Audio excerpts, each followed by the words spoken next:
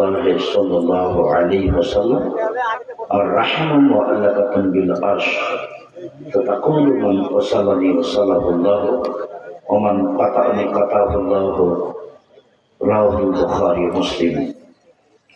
সম্মানিত দ্বীনি বৈঠকের মুসলিম ভাই বোন, প্রশংসা আল্লাহর জন্য, শান্তি অবতীর্ণ হোক আল্লাহ রাসূলের উপর সাল্লাল্লাহু আলাইহি ওয়াসাল্লাম। আজকের সংক্ষিপ্ত দ্বীনি বৈঠকের বক্তব্যের বিষয় সদাচরণ, ভালো আচরণ, ভালো চাল চলন নিয়ে আমরা এক গুরুত্বপূর্ণ সংক্ষিপ্ত তথ্যবহুল বিবরণের চেষ্টা করব ইনশাআল্লাহ আজিজ। এর পূর্বের প্রথম কথাটা হচ্ছে, আমরা আজকের বৈঠকে অনেক আগেই আপনাদের কাছে আসতে চেয়েছিলাম, সেই অনুপাতে আপনারা অনেক আগে থেকেই অপেক্ষা করছেন। আমাদের বিভিন্ন কারণে দেরি হওয়ায় দুঃখিত।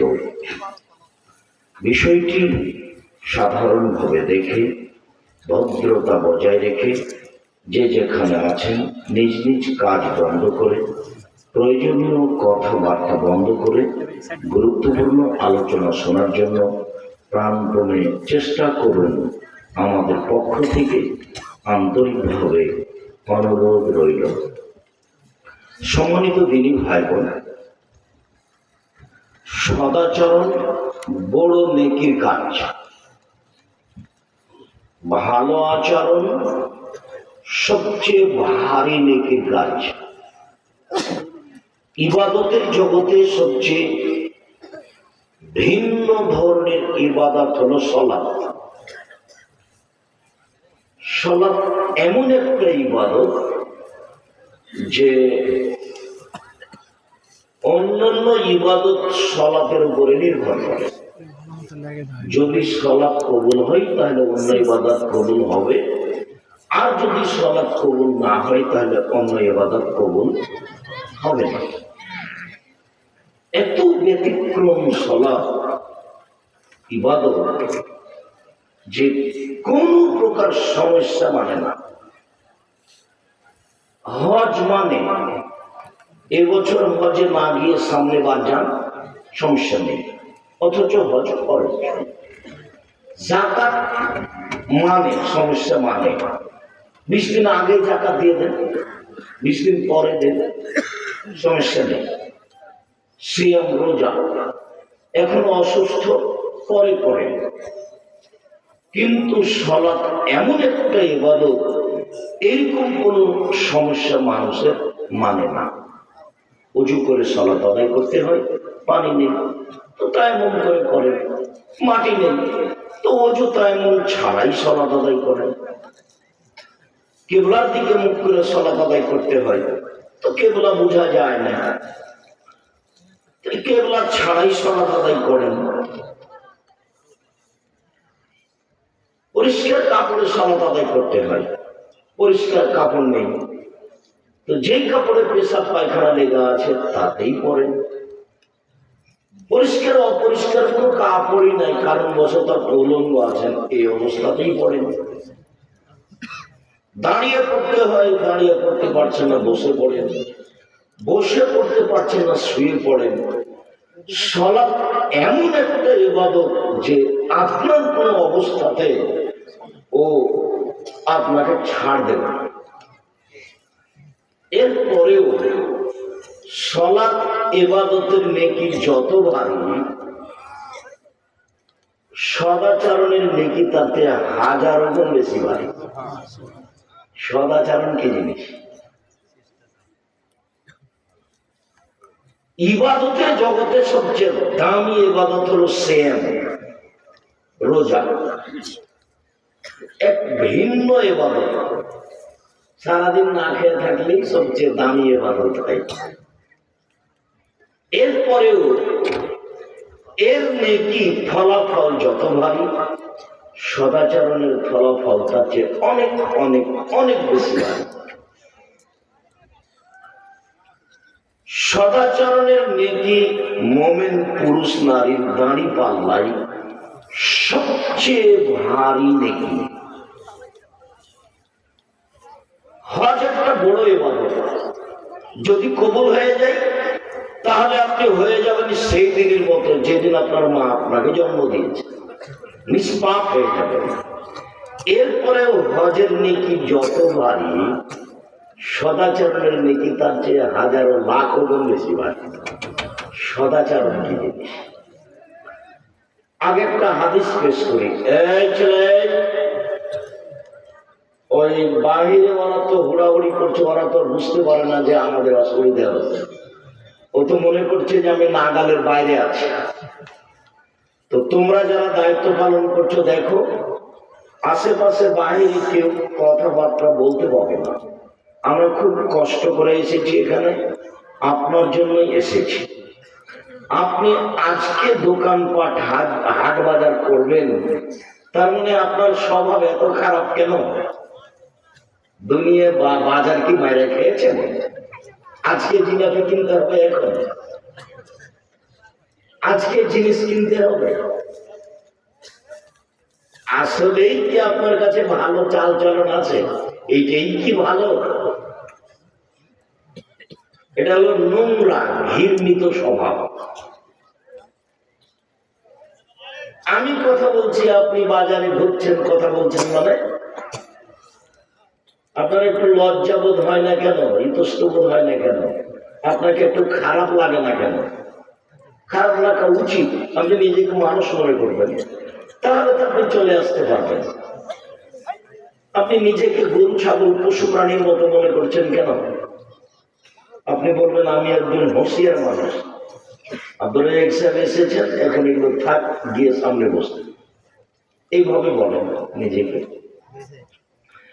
আবু দারদা রাদিয়াল্লাহু তাআলা আনহু বলেন, রাসূল সাল্লাল্লাহু আলাইহি ওয়াসাল্লাম বলেছেন, ইন্না আথকালা শাইইন ইদাউ ফি মিজানিল মুমিন ইয়াউমাল কিয়ামা খুলুকুন হাসান।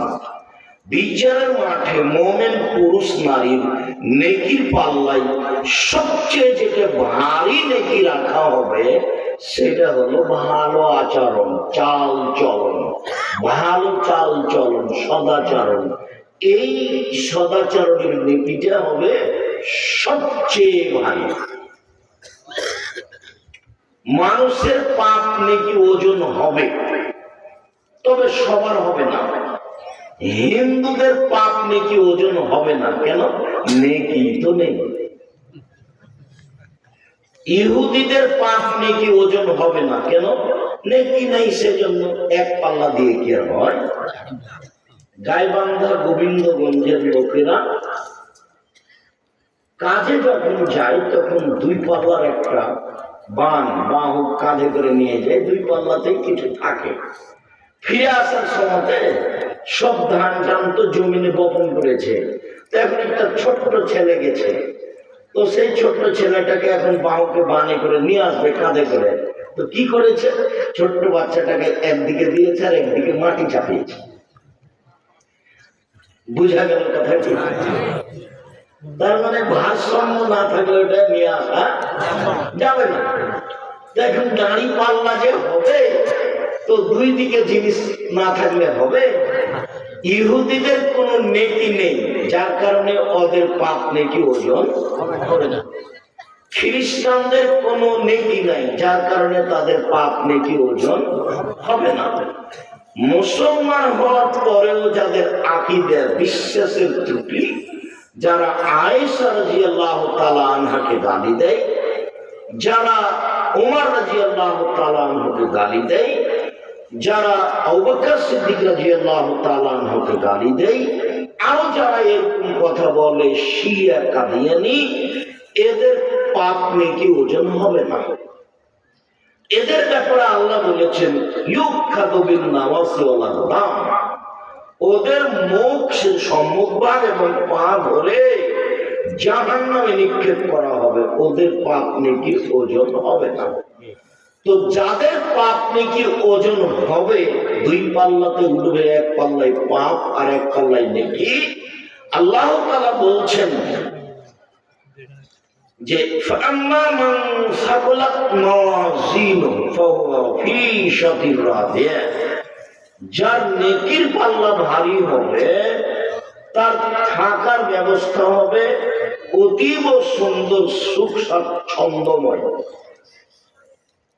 ওয়াম্মা মান খাফাত মাওয়াজিনুহু ফাউম্মুহু হাবিয়া, আর যার নেকির পাল্লা হালকা হয়ে যাবে, পাপের পাল্লা ভারী হবে, তার থাকার জায়গা হবে অতীব গভীর গহ্বর হাবিয়া, জাহান্নাম। অমাদ্রাকা মাহিয়া, মুহাম্মদ সাল্লাল্লাহু আলাইহি ওয়াসাল্লাম আপনি কি বলতে পারেন হাবিয়া নামক জাহান্নামটি কি? তারপরে আল্লাহ বলছেন তা হচ্ছে নারুন হামিয়া, জ্বলন্ত উত্তপ্ত আগুন। মানে পাপ নেকির ওজন হবে। তো মোমেন পুরুষ নারীর নেকির পাল্লায় যত নেকি চাপানো হবে, হজের, তাসবিহ তাহলিলের, জিকির আজকারের, কোরআন তেলাওয়াতের, সালাতের, দানের, সব নেকি নেকির পাল্লাতে দেওয়া হবে। তো যেটা সবচেয়ে ভারী নেকি হিসাবে পাল্লাতে দেওয়া হবে সেটা কিসের নেকি? সদাচরণ। সদাচরণ কি জিনিস? কোনো খাওয়ার জিনিস নাকি? ভালো কথা, ভালো আচরণের নাম সদাচরণ। লোকে বলে ছেলেটা খুব ভালো, ছেলেটা খুব ভালো, ছেলেটার চালচরণ এত ভালো, এদের সদাচরণ। মানুষেরা বলে দুনিয়ার বড় শতান, দুনিয়ার বড়, ওর মুখের ভাষায় খারাপ, ও দমুখা, আর কথা বলো না তো। এই যে অসৎ আচার, এর একটা বাস্তব দেখাই। আপনাদের যেখানে রাস্তা পাকা শুরু হয়েছে ওখানে একটা অটো আছে, তো আপনি অটোতে বসে আছেন। আমি গিয়ে অটোতে উঠতেই ছেলেটা অটোটা টান দিয়েছে, তখন আমি ধাক্কা খেয়ে আপনার মুখের উপরে পড়ে গেছি। তখন আপনি আমাকে বলছেন বসেন বসেন, কোনো সমস্যা নেই, বসেন বসেন, কোনো সমস্যা নেই।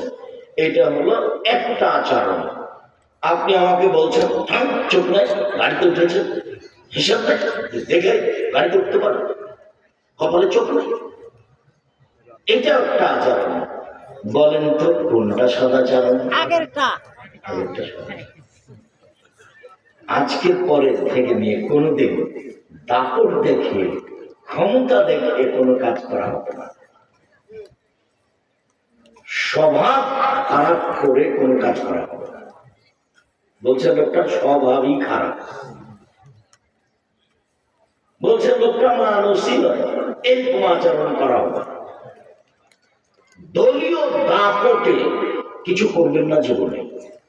১৫০০ বছর পর জুলুম করার পরেও ফেরাউন ডুবে গেছে। তো ১৫০০ বছর জুলুম করেছে, তখন মানুষে মনে করেছে যে এর মনে হয় মরণ হবে না। আপনারা কয়েক বছরই বিরক্ত হয়ে গেলেন, তখন আপনাদের নেত্রীর সময়সীমা হলো মাত্র ৪৫ মিনিট। কয় মিনিট? মাত্র ৪৫। জুলুম করে, ক্ষমতা দেখিয়ে, দাপট দেখিয়ে 2 দিন বেঁচে থেকে লাভ নেই। দরকার মুনাফিকি করে, গাদ্দারি করে, বিশ্বাসঘাতকতা করে, মানুষের ক্ষতি করে, মানুষকে কষ্ট দিয়ে 2 দিন বেঁচে থেকে লাভ নেই। জমিদারি থাকলে ভদ্রতা বজায় রেখে জমিদারি করবে, ব্যবসা করলে বড় থেকে বড়, ছোট থেকে ছোট ব্যবসা করবে। নইলে দিন মজুরি করে খাবো, সারাদিন মানুষের কাজ করব, বিকালে টাকা পাবো, বাস ৭৫ সলাপ আদায় করবো। আব্দুর রাজ্জাক সাহেব বলেছেন ১ ৭৫ সলাপ, ২ হালাল রুটি, ৩ কোরআন তেলাওয়াত, ৪ দুজন যেখানে বসে আছে সেখানে বসা হবে না, আড্ডা পিটা নিষেধ, বাস জীবন শেষ। এই ছাড়া আর আমি কিছু করতে রাজি নই। এইভাবে জীবিকা নির্বাহ করতে হবে। ক্ষমতা দেখাতে হবে, সময় বেশি অল্প, বার কথা আঘাত করছে মাথায়, এটা তো বগুড়া। তারপরেও যেহেতু গাইবান্ধার পাশে, কাজেই কথাটা বলা ভালো। বৃহত্তর রংপুর মানে রংপুর, দিনাজপুর, লালমনিরহাট, নীলফামারী, কুড়িগ্রাম, পঞ্চগড়, ঠাকুরগাঁ, গাইবান্ধা, জয়পুরহাট, বগুড়া, এইসব ডিস্ট্রিক্টের তিনটে আচরণ অন্যান্য জেলার চেয়ে খারাপ।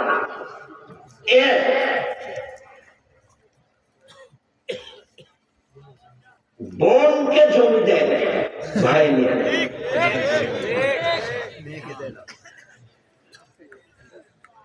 আমি বললাম আচ্ছা বলো তো, তোমার দাদা 15 শতক জমি রেখে মারা গেছে, তো তোমার বাপ নিবে 10 শতক আর তোমার ফুপু নিবে 5 শতক, তো তোমার বাপ সকালে নিবে আর তোমার ফুপু বিকেলে নিবে, হুকুম এরকম না একসাথে? ছেলেটা বলছে একসাথে। তো যখন ছেলেটা বলেছে একসাথে, তখন আমি বলেছি তোমার বাপকে যদি আমি কুকুর সিরিয়ালের চেয়ে খারাপ প্রমাণ করতে না পারি, তা আমি জাতির সামনে বক্তব্য দিব। তোমার দাদা মরা 10 বছর হলো, এখন পর্যন্ত তোমার বাপ তোমার ফুপুকে জমি দেয়নি।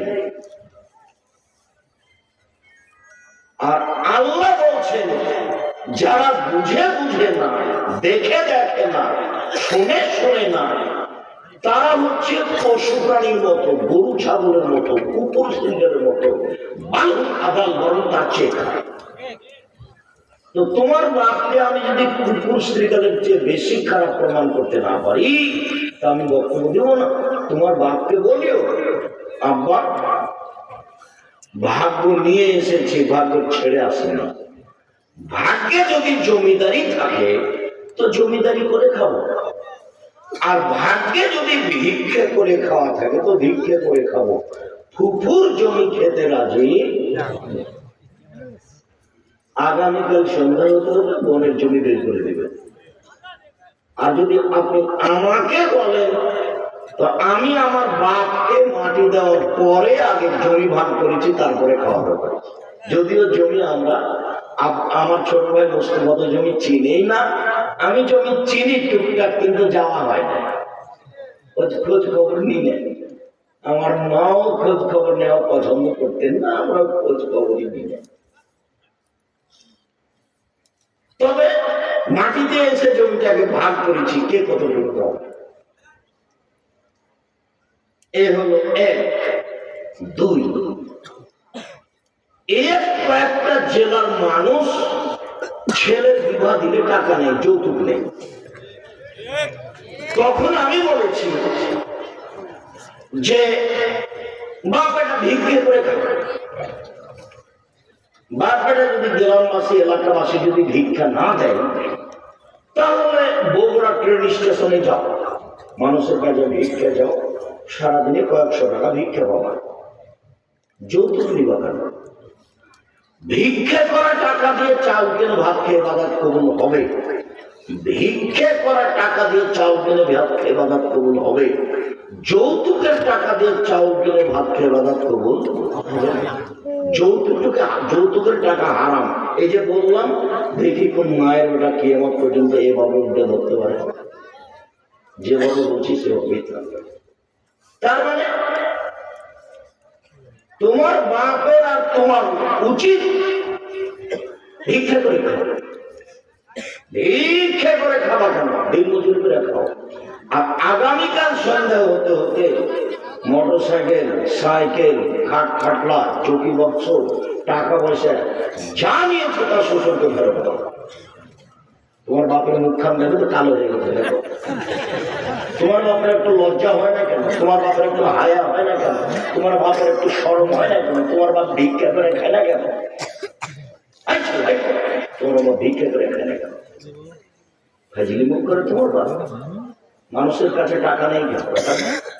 তুমি টাকা না কেন? কাপড় সন্তান কাপড় টাকা নিবে কেন? কি পেয়েছো তুমি? দিন মজুরি করে খাও, মানুষের বাড়িতে কাজ করে খাও, মনে ফুর্তি থাকবে, বুকে বল থাকবে, সাহস থাকবে।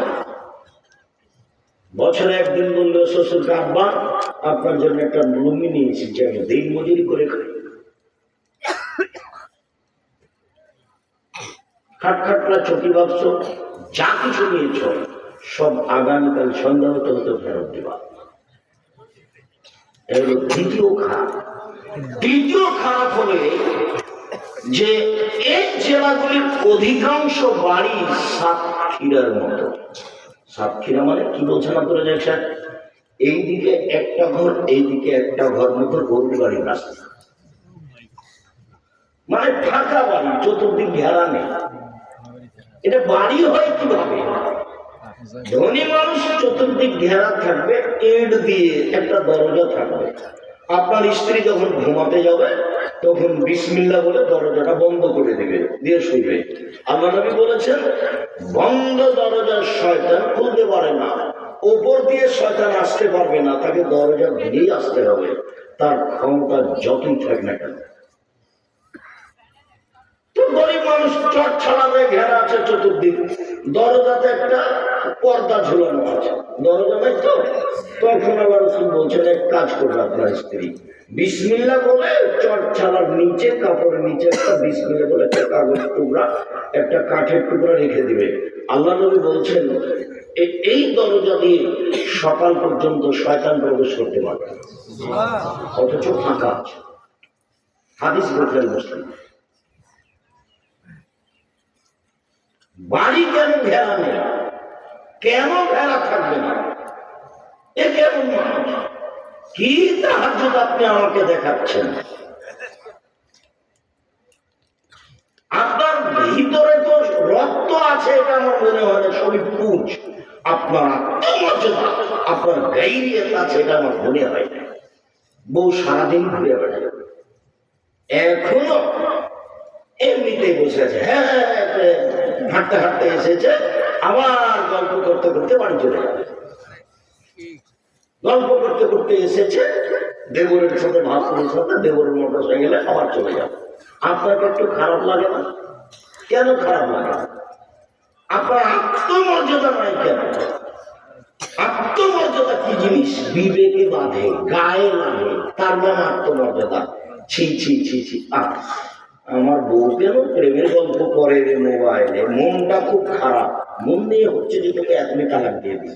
এর নাম হলো গাইরিয়া, এর নাম হলো আত্মমর্যাদা। তো আমরা তো হাট বাজারে যাই না, বউ তো বহু দূরের কথা।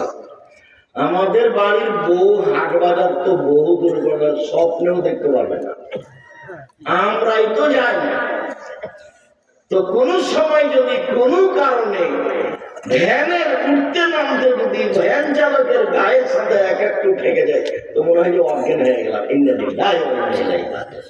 আর আপনার বউ রোজ যায় একটা ভ্যানিটি ব্যাগ হাতে করে, পড়া জানে না, শোনা জানে না, ঢং নাই, ভিটার নাই, সে বেশরমা বেহায়া মহিলা একটা, ও ভ্যানিটি ব্যাগ হাতে করে চলে যায় বাজারে। আপনাকে একটুকু খারাপ লাগে না? আপনার শরীরকে সবই পুজ, একটুকু রক্ত নেই, আপনাকে খারাপ লাগে না? খারাপ লাগা উচিত। আপনি কি দেখাতে চান আমাকে? গাইরিয়াত কাকে বলে? আত্মমর্যাদা কাকে বলে? দেখবেন একটু, গাইরিয়াত, আত্মমর্যাদা। আল্লাহর নবী রাতে, আল্লাহর নবী স্বপ্নে জান্নাত ঘুরছেন, জান্নাতে ঢোকে, তো হঠাৎ দেখছেন একটা বিশাল প্রাসাদ, ভিন্ন ধরনের প্রাসাদ, বাহিরে তো ঝকঝকে, তো ভাবছেন ভিতর যে কত ঝকঝকে। তো বৃদ্ধা একজন মহিলা পাশে, আল্লাহ নবী বলছেন, এই বৃদ্ধা মহিলা বলো তো এই প্রাসাদ কার? তো মহিলা বলছে, এই প্রাসাদ ওমরের। হাদিস কিন্তু বুখারী মুসলিম। তার মানে আল্লাহ নবী গায়েবের খবর জানে না, ঘরটা কার তার জানা নাই। বলো তো বৃদ্ধা, ঘরটা কার, প্রাসাদ কার? তো বৃদ্ধা বলল, প্রাসাদ ওমরের। তখন আল্লাহ রাসূল বলছেন, না না না, এত বড় আত্মমর্যাদার অধিকারী মানুষের ঘরের ভিতরে যাওয়া হবে না। এ ভিন্ন ধরনের আত্মমর্যাদার অধিকারী মানুষ, এর ঘরে যাওয়া হবে না। ঢুকলেন না। সকালে দেখা, ওমর জান্নাতে ঘোরার সময় তোমার ঘরটা দেখলাম, এত ঝকঝকে উন্নত মানের ঘর, মনটা চাইবে একটু ভেতরটা দেখি। কিন্তু যখন শুনলাম তোমার ঘর, তোমার আত্মমর্যাদাকে হিসাব করে আমি আর দেখিনি, তখন উমরের দুই চোখের পানি ঝরঝর করে ঝরতে লাগলো। উমর রাদিয়াল্লাহু তাআলা বলেন, আল্লাহর নবী, আপনি আমার আত্মমর্যাদাকে হিসাব করেন। আত্মমর্যাদা আপনাকে খারাপ লাগে না কেন? কেন খারাপ লাগে না? বউখানা যে আপনার হস্তিনী, তা আপনাকে খারাপ লাগে না কেন?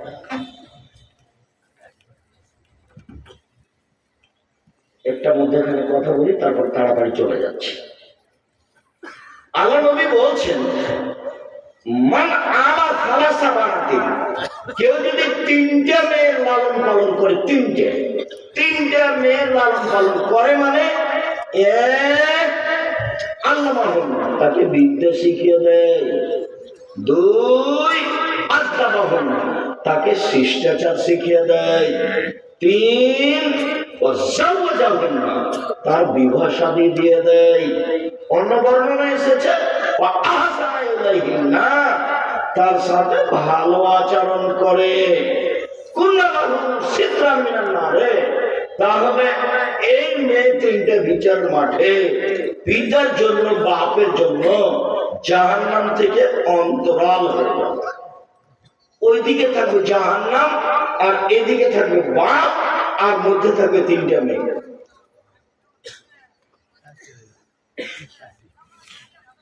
একটা মেয়ে হয়েছে তখন মন খারাপ, আর একটা মেয়ে হয়েছে তখন দাদি বলছে কি করবি রে, ডিপিএস কর।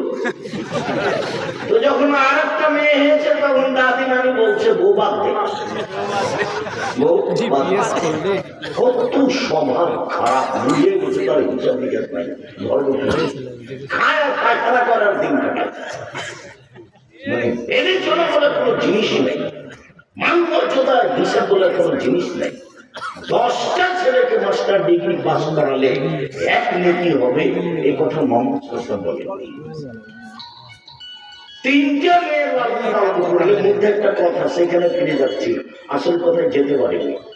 তিনটা মেয়ের লালন পালন করলে মেয়ে তখন দাঁড়াবে এইভাবে যে আমার বাপের জান্নাত ঘোষণা হবে, তারপরে কোন কথা। মেয়েরা এত শক্ত লাইনে দাঁড়াবে বিচার মাঠে, আমার পিতার জন্য জান্নাত ঘোষণা হবে, তারপরে কোনো কথা। অন্যথায় আমরা মেয়ে হিসাবে এখান থেকে সরে যাব না। তো একটা আছে বিদ্যা শিখিয়ে দিল আর শিষ্টাচার শিখিয়ে দিল। এইটা কথা যে শিষ্টাচার কি জিনিস, এইটার তো মূল কথা। শিষ্টাচার কি জিনিস, শিষ্টাচার কাকে বলে? আসলে বাপি কি জানে শিষ্টাচার কাকে বলে? মাই কি জানে শিষ্টাচার কাকে বলে? নগ্ন হয়ে, অর্ধনগ্ন হয়ে, ভ্যানিটি ব্যাগ কাঁধে করে ঢং করে হেঁটে চলে যাওয়া, এইটাই কি শিষ্টাচার? এখন বাজার আপনার মেয়ে হাঁটছে, ক্লাস 10-এ পড়ে, ওর বিবাহ দিলে 2টা বাচ্চা হতো। কেন? ও ক্লাস 8-এ যখন যেত তখন যুবতী হয়েছে, ও 2 ছেলের মা। এখন বাজারে হাঁটছে, মেয়ে কি হিন্দুর না আপনার? জবাব আপনি দিলে আমাকে দিতে হবে না, আমি দিব। মেয়ে কি আমার, যা আমি দিব। শিষ্টাচার কাজে, শিষ্টাচার কাজে ঘোরাঘুরি করছে এখনো বাজারে আপনার ছেলে, আপনার মেয়ে। ও কি হিন্দুর ছেলে? ও কি হিন্দুর মেয়ে? কেন ঘোরাঘুরি করে? কাপুরুষ আপনি, ঘৃণিত পুরুষ আপনি, আপনি বাপ নন, আপনি ওই মেয়েটার সৎবাপ, আপনি ওই ছেলেটার সৎবাপ। আমি এক কথা বলিনি। আল্লাহ নবী বলছেন মেয়েকে শিখিয়ে দিল 1, শিষ্টাচার শিখিয়ে দিল 2, মেয়ের সাথে ভালো আচরণ করলো 3, মেয়ের বিবাহ দিয়ে দিল 4। তাই মেয়েরা জিম্মেদারি নেবে বাপকে জান্নাতে নিয়ে যাওয়ার, যে কোনো মূল্যে নিয়ে যাবেই যাবে। বাপে মেয়েকে শিষ্টাচার শিখে দিয়েছে। শিষ্টাচার কি জিনিস?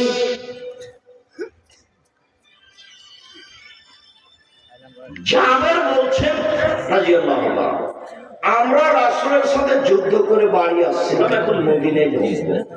তাহলে বলছে, থামো এখানে, সকালে তো জাবের রাদিয়াল্লাহু আনহু বলছেন আল্লাহর নবী আমি নতুন বিবাহ করেছি আমাকে বাড়ি যেতে দেন। আল্লাহ রাসূল বলছেন কুমারী মেয়ে বিবাহ করেছো না তালাক প্রাপ্ত মেয়ে বিবাহ করেছো? তো জাবের বললেন যে আমি কুমারী মেয়ে বিবাহ করিনি, তালাক প্রাপ্ত মেয়ে বিবাহ করেছি। আল্লাহ রাসূল বললেন যে তুমি কুমারী মেয়ে কেন বিবাহ করলে না? তুমি তার সাথে খেলতো, তোমার সাথে খেলতো, এদিক থাক। এখন জাবের রাদিয়াল্লাহু আনহু বলছেন আল্লাহ নবী শোনেন, আমার আব্বা উহুদের যুদ্ধে শহীদ হয়েছে 9 জন মেয়ে রেখে। আমার আব্বা উহুদের যুদ্ধে শহীদ হয়েছে 9 জন মেয়ে রেখে। আমার 9 জন বোন আছে।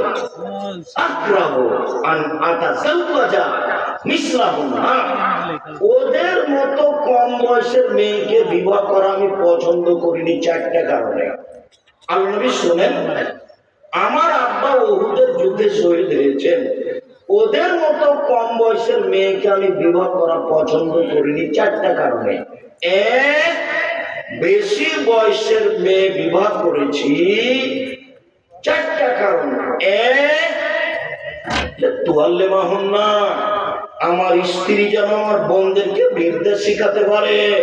2, বলে তুয়াদ্দেবা হুন্না, আমার স্ত্রী যেন আমার বোনদেরকে শিষ্টাচার শেখাতে পারে। বলে তুরাজ্জালা হুন্না, আমার স্ত্রী যেন আমার বোনদের মাথার চুল চিরুনি করে সাজগাজ করে পরিপাটি করে রাখতে পারে। 4, বলে তাকুমা আলাইহিন্না, আমার স্ত্রী যেন আমার বোনদেরকে পাহারা দিতে পারে। শিষ্টাচার, শিষ্টাচার কি জিনিস? 1 মিনিট, আপনার মেয়ের নখগুলো বড় বড় আছে, নখে নেইল পালিশ আছে, এটা কি শিষ্টাচার? ইহুদি খ্রিস্টানদের পতিতালয়ের মেয়েদের বৈশিষ্ট্য হচ্ছে নখ বড় রাখা, নখে নেইল পালিশ রাখা। ইহুদি খ্রিস্টানদের পতিতালয়ের মেয়েদের বৈশিষ্ট্য হচ্ছে নখ বড় রাখা, নখে নেইল পালিশ দেওয়া। ইহুদি খ্রিস্টানদের পতিতালয়ের মেয়েদের বৈশিষ্ট্য হচ্ছে নখ বড় রাখা, নখে নেইল পালিশ দেওয়া। তো এটা কি শিষ্টাচার হলো?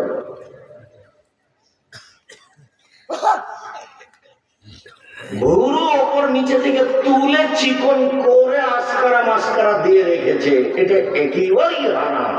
এটা কি শিষ্টাচার হলো? শিষ্টাচার হলো। ওই যে আপনার টাকা নিয়ে ব্যাগ নিয়ে বাজারে গেছে, দেখ কয়েক 1 ডজন প্লেট নিয়েছে, সে প্লেটে আছে চিংড়ি মাছ, এইটা কি শিষ্টাচার হলো? আপনার স্ত্রী একটা তরকারির বাটি কিনেছে, সেটা হলো কাতল মাছ, এইটা কি শিষ্টাচার হলো? আপনার স্ত্রী একটা আয়না কিনেছে, আয়না, সেটা হলো রুই মাছ, এটা কি শিষ্টাচার হলো? আপনার স্ত্রী একটা আপনার বাচ্চার পেশাব পায়খানার জন্য পট কিনেছে, সেইটা হলো ঘোড়া, এটা কি শিষ্টাচার হলো? শিষ্টাচার কি জিনিস?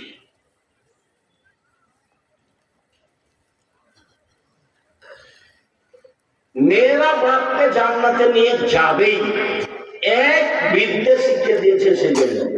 2, শিষ্টাচার শিক্ষা দিয়েছে সেজন্য। শিষ্টাচার কি জিনিস?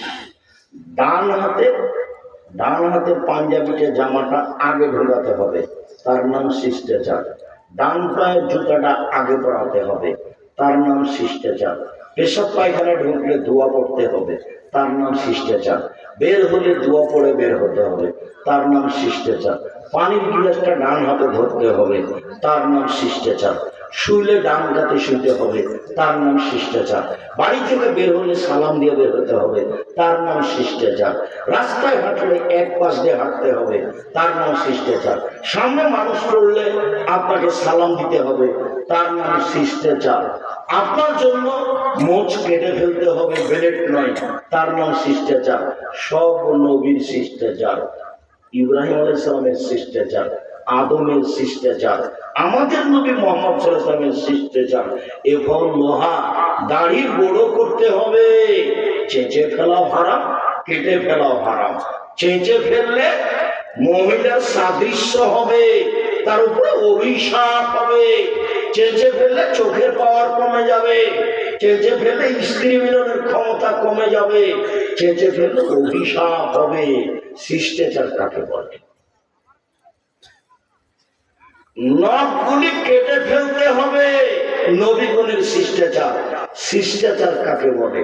অজু করলে নাকে ভালো করে পানি দিয়ে নাকটা ঝাড়তে হবে, শিষ্টাচার। শিষ্টাচার কাকে বলে? কাস্টমার ধরে, তারপরে নাক খুলে বেঁধে বগলের মুখ উঠে ফেলতে হবে। নারী পুরুষ একই রকম ব্লেড নয়।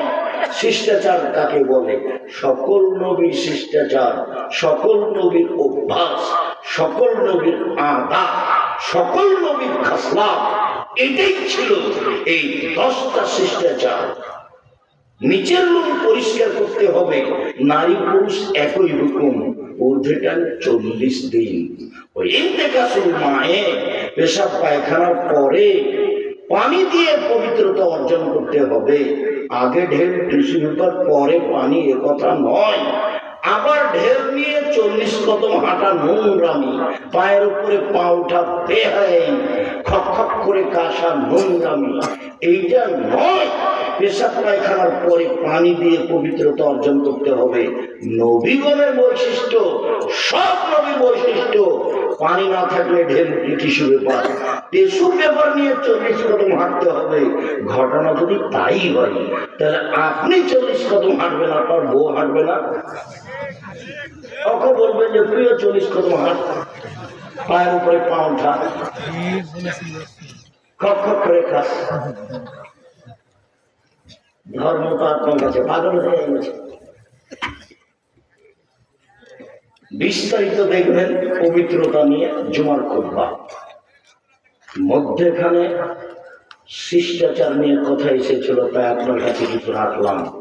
এর জন্য আমি দায়ী নই, আপনি দায়ী। সম্মানিত তিনি ভাই বোন, সদাচরণ। সদাচরণের নেকি, নেকির পাল্লায় সবচেয়ে ভারী। আল্লাহ আমাদের নবীকে বলেন, ইদফা বিল্লাতি হিয়া আহসান। মুহাম্মদ সাল্লাল্লাহু আলাইহি ওয়াসাল্লাম, আপনি যখন মানুষের সাথে কথা বলবেন